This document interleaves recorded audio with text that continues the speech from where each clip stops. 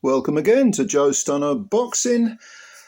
The job of a promoter is, to promote. There's a surprise. The clue's in the title. And how do you promote? You promote by getting on top of the building with your bare chest, banging it like King Kong, shouting and screaming, telling everyone that your fighter's the best, getting the dancing rah-rah girls all can-canning around and fireworks going off in the sky, all in favour of your fighter. My fighter's wonderful. Everybody is inferior to him and he can beat any of your guys, and anyone who doesn't fight him is a coward and a ducking and all that. Don King used to do this all the time. He was probably the biggest blowhard. Absolute hyperbole, and most of it's bullshit, but we kind of let it slide because we think, they're just souping, heating up the soup. They're giving the old pudding a stir, and hopefully it will eventually be served a nice little dish. But sometimes a promoter talks such absolute unpardonable bollocks that you have to pull them up on it, okay? Step forward, Mr. Edward Hearns, as people still call him in America. Eddie Hearns, yeah. Honestly, it's like you've never heard of him. But he said of Naoya Inoue, he said, because he promotes Akhmadaliev, he said that Inoue, his resume is, I think the word he used was shit. And he said he's disappointed in Inoue for not once, not twice, but 3 times ducking Murodjon Akhmadaliev. Okay, now I made a video a few days ago saying that in my opinion, Hearn is right, not wrong, but right, when he says that if you're the undisputed champ, you have to do your mandatories. If not, you should have the belt taken off you. I don't believe in belts being held to ransom like Charlo did with the middleweight belt and Fury did with the heavyweight belt. The WBC, of course, this is. In this case, it's the WBA because Akhmadaliev is the WBA's mandatory contender, and he is kind of like, if you like, the last man standing in the super bantamweight division, or should we say the man standing with the highest stature. And yeah, I think if he's mandatory, Inoue should fight him. I made a video about it only a few days ago, and I stand by that. But what I'm not prepared to do is listen to someone say that Akhmadaliev absolutely deserves to fight Inoue, and if he doesn't fight him, Inoue is he's crap, and he should be taken off the pound for pound list. Yes, he should. You, Inoue, naughty boy, you're annoying me, Naoya. All right, and this is what Hearn's saying. All right, now look, whether he deserves the fight or not, whether he deserves it or not, he is the mandatory, and Inoue should fight him. But let's, as we do on this channel, let's play devil's advocate. Let's look at the other side of the argument, okay? Because that's called objectivity, which a lot of people don't seem to understand. Go get yourself a Webster's dictionary, or at least Google a fucking word, all right? Objectivity. And when Hearn bleats about Inoue supposedly ducking Akhmadaliev 3 times, he needs to remember a few things. Okay, let's deal with this business about Inoue's resume being shit, as he puts it. Okay, and I know he's just playing the panto villain, but he said these things, and some people are dumb enough to believe them. So let's go through Inoue's resume. 4-weight world titleist. All right, 2-weight, the last 2-weight, super bantam and bantamweight. Unified, not just unified, but undisputed champion. And he did those back-to-back within only a few days over a calendar year. Now, you might say, yeah, but some people that he fought were unified champs. That's right. He fought unified champs. He went up, and the first person he fought at 122 was Stephen Fulton, who had the WBC and the WBO belts, all right? And he knocked him out in 8 rounds, all right? And then who did he beat in the follow-up to become undisputed? Marlon Tapales. He knocked him out in 10 rounds, right? And that was in the space of 5 months back in 2023. Who did Marlon Tapales defeat to win the WBA and the IBF titles. Murodjon, Akhmadaliev. Okay. So let's just quickly recap that. It's not the same as beating Akhmadaliev. I'm not saying that. Okay. But Inoue became his latest achievement of becoming undisputed at 122. He beat the man to unify all 4 belts who beat Akhmadaliev. Okay.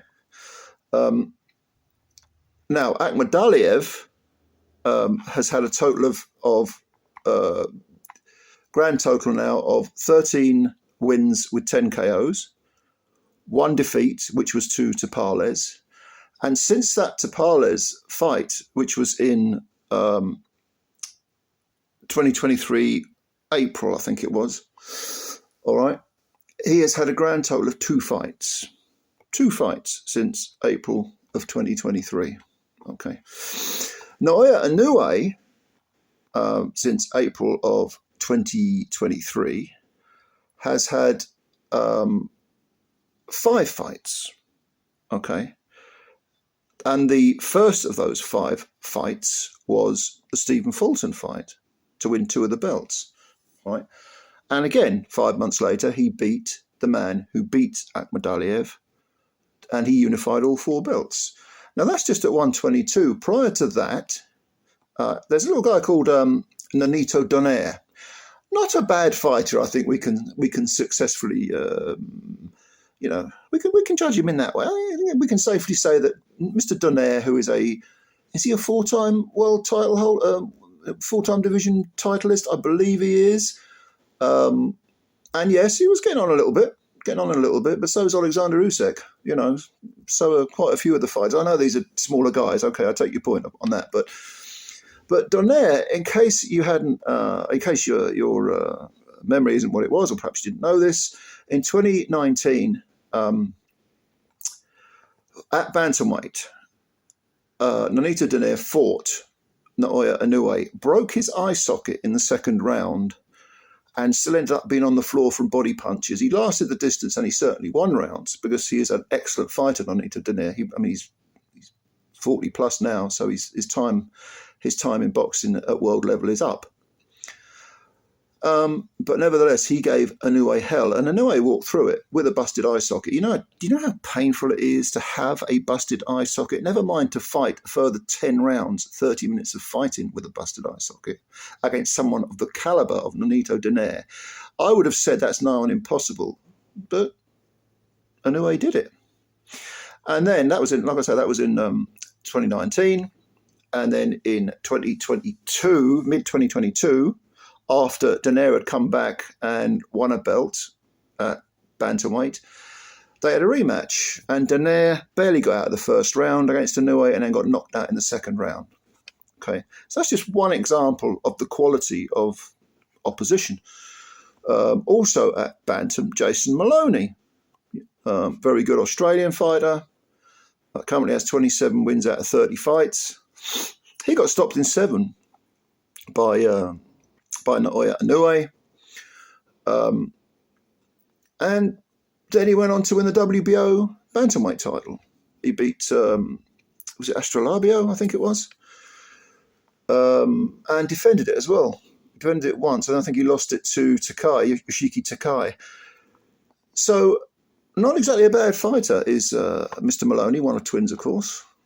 Got stopped in 7 by Naoya Inoue. All right, you want to go further back? I'm talking about bantamweights there. I mean, he eventually unified. He became undisputed against Paul Butler. Butler just ran around the ring. It's one of the worst, the most feeble. I hate saying this about any fighter because, God bless them, they got the guts to get in the ring. I've never had a pro fight in my life, but Butler was just so incredibly negative. That's not the way I would want to go out. If I was fighting for all the marbles, I'd want to at least, if I get knocked out, I get knocked out. And Butler did get knocked out. It's just that he ran so much, it took Inoue 11 rounds to catch up with him. But anyway, let's look at, let's go back down to, well, actually, no, I'll tell you what, we'll stay at bantamweight for a little while longer because I haven't mentioned a couple of people. In Glasgow, in 2019, Inoue made his only British appearance. And he knocked out Emmanuel Rodriguez in 2 rounds. Rodriguez came in undefeated in 19 fights. Very much a worthy opponent, I would say. And that was in defence of... Was it defence or did he win the IBF? I think that was for the IBF Bantam title. I think it was... I can't remember whether Rodriguez held it, whether it was vacant. I can't remember, actually. I'll have to look that one up. But nevertheless, Rodriguez was undefeated in 19. Prior to that, he'd beaten Juan Carlos Payano, who he'd knocked him out in a single round with 1 punch, if memory serves, in just over a minute. And Payano had 20 wins out of 21 fights. He'd only been beaten once before. And then if you want to go further down, to Superfly, because he jumped over flyweight. It started his career as a light flyweight, jumped over flyweight, fought some good men at super flyweight. And just because these are not necessarily, well-known fighters, because don't forget, once you get to the really, really small guys, not a lot of boxing fans have really heard of them, unless you're kind of a hardcore. He beat people like Antonio Nieves. I think he stopped him in 6, which was a retirement. And Jamie McDonnell was at bantamweight, wasn't it? And McDonnell was very badly weight rains. I'm trying to work out the weights, think about the weights now. Superfly, I know he had a lot of his fights were in Japan. David Carmona was one. I can't remember his record, but he had a pretty decent record.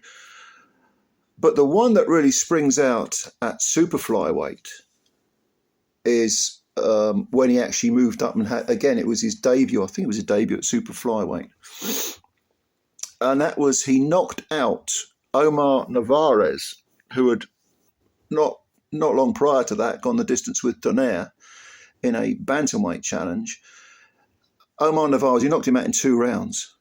And Navarez came into that fight with 43 wins, 1 defeat and 2 draws. Okay. And he'd never been stopped. The 1 defeat was to Donaire. And Inoue just smashed right through him. And Navarez is an excellent defensive fighter. That was, I think, about his 12th defense, something along those lines. He'd made, a dozen defenses. And prior to that, if you go way back to light flyweight, yeah, he was defeating, again, guys that are not household names, because we're into the light flyweights and very few people have heard of them. But Inoue still picked up the WBC belt at light flyweight, and then he didn't stay in that division long.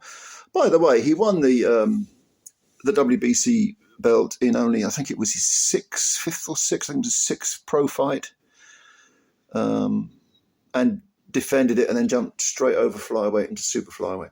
So that is Eddie Hearn's shit resume. And there are no doubt that there are things I've forgotten about. There are fights I've forgotten about. Or possibly even, if we go back to the light flyweights, fights I haven't seen. Because when you get down to light fly, a lot of people aren't, a lot of the fights are not really, they're not really shown, even by today's standards, where everything seems to get shown. Some of them have probably slipped through the net. As much boxing as I watch, I've probably missed a few of them. But that is Inoue's quote unquote shit resume. Okay. Now, let's compare it with Eddie's boy. Okay, which is Murodjon Akhmadaliev, and this is in no shape or form a slight against Akhmadaliev, who I think is a good fighter. He's 30 years of age, 30, which is a year younger than Inoue. And as I said before, he's had 13 wins with 10 KOs and just that 1 defeat to Tapales, who Inoue knocked out. All right. Who's he fought? No, he looked pretty good against Ricardo Espinosa last time out, which was in December of last year, knocking him out in Monte Carlo in 3 rounds. Okay, Espinosa's a good fighter. And I don't think anyone's ever done that to him before. If memory serves, I think he did have one stoppage defeat previously, but no, he got dealt with proper, as you would expect someone of Akhmadaliev's standing. If Eddie Hearn's to be believed, you'd expect him to get rid of an Espinosa like that. Prior to that, he got an 8-round TKO, which was a very good win over Kevin Gonzalez, who was previously undefeated. Good win. Very, very good win. Okay. Prior to that, he lost to Tapales, but he also had a good win over 12 rounds. This was for this is when he won the IBF Super Bantam. Did he win? Was this his IBF winning fight? I can't remember.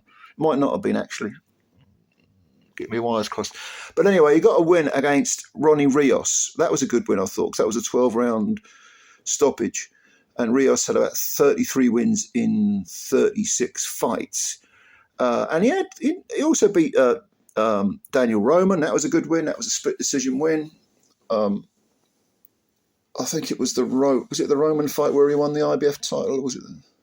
I'm not sure. I should look this up. But anyway, that was a good win. That was a good win. And that was an IBF title fight. But it in no shape or form compares to what Inoue has done by going through 5 weight divisions, because he jumped over one, but winning belts in 4 divisions and becoming undisputed in 2 of those divisions. And, winning, also knocking out the only man to beat Akhmadaliev. Now, Hearn says, yeah, but I thought Akhmadaliev beat Tapales. Okay, you can think that all you like, but it doesn't make it so. He lost. He lost on points. And probably if Tapales was Ellie's guy, he'd be saying, it's a close fight, but I thought Tapales edged it against Akhmadaliev. Look, Ellie's doing what promoters do, which is, again, trying to get everyone to pay attention to his guy. And he wants to play the bad guy. So he's going to say outrageously stupid things. And I thought it was kind of ridiculous enough when he talked about Opataya jumping up to heavyweight and fighting Usyk. The only man to beat Usyk is Jai Opataya. Oh, all right, Eddie. By the way, some of the Australian fans really disappointed me by actually saying that definitely that would definitely happen. No, it wouldn't happen at all. Certainly not in the near future. Maybe if you wait till Usyk's about 45 and Opataya's had 2, 3, 4 fights in the division, then maybe Opataya gets to Usyk, because we all have our ceiling and we all have our shelf life and so on. But the idea of calling for that fight now is just too preposterous for words. But to say that Akhmadaliev, that his resume, that his proven ability is anything like Inoue's is ridiculous. Again, I repeat, I think MJ Akhmadaliev should fight Naoya Inoue, or more to the point, I think if Inoue is going to hold on to the belts, he should fight Akhmadaliev, because Akhmadaliev, rightly or wrongly, is Inoue's mandatory. Rightly or wrongly, whether you or I agree with it or not. Therefore, Inoue should fight him or give up the belt. What I think will probably happen is that Inoue will give up the belt. Akhmadaliev will probably win it, pick it up, and then they'll have another unification maybe at the end of the year. That's what I think they're trying to do. But, Eddie, are you seriously suggesting Naoya Inoue is not at least a top 3 pound for pounder at the moment? Are you suggesting that his resume is shit? Because if you genuinely believe that, and I don't think you do, but if you do, you need to take your head out of your ass and breathe a little bit of real air. All right, Eddie? Right. So, what do you think? This has been quite a long video because, as you can tell, I'm a big Inoue fan. And I like Akhmadaliev as well. Terrific fight. I want to see this fight, like I said before. But yeah, leave your comments below. And yeah, thanks for sticking with me. Subscribe to the channel if you're new and hit the like button if you don't mind, because it helps us out. And yeah, I'm looking forward to hearing your take on things. Eddie, if you're watching this, don't be such a silly boy. Naughty step for you. I'll catch you later. Bye for now.